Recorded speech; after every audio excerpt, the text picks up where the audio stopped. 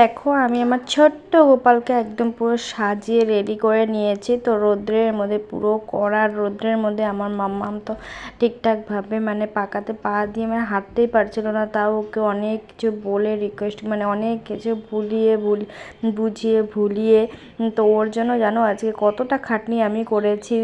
মানে ফার্স্টে দই নিয়ে এসেছি, তারপর ও যা যা মানে ভালোবাসে সবটা নিয়ে এসেছিলাম।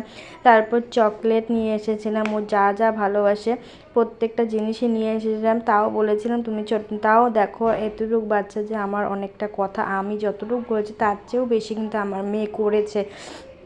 এই রৌদ্রটার মধ্যে যেরকমটাভাবে ওকে বলেছিলাম ও সবটাই করেছে, কোনো কান্নাকাটি কোনো কিছুই কিন্তু করেনি। একটু দুষ্টুমি করেছিল সাজাতে, যতটুকু মানে ছোটো বাচ্চারা যতটুকু করে অতটুকুই করেছে, তাছাড়া কিন্তু আমার ছেলে মেয়ে এটাই বলো অতটা করে না। তো আমার মেয়েও কিন্তু সেরকম। আর এদিকে দেখো মুখে কিন্তু লেগে রয়েছে, ও মাখন মানে ক্ষীর খেয়েছিল। তো মানে গপু যেটা ভালোবাসে সেটাই আমি ওকে এনে দিয়েছিলাম, ওটাই খেয়েছিল, মুখে একটু লেগেই আছে।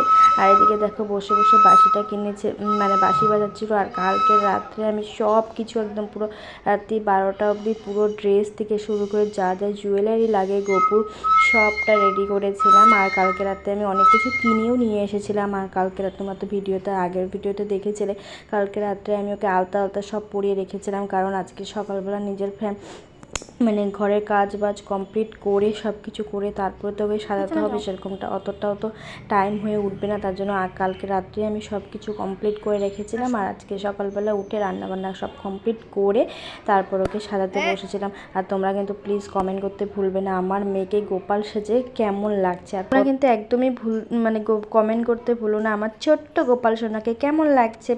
প্লিজ কমেন্ট করো। তো টাটা।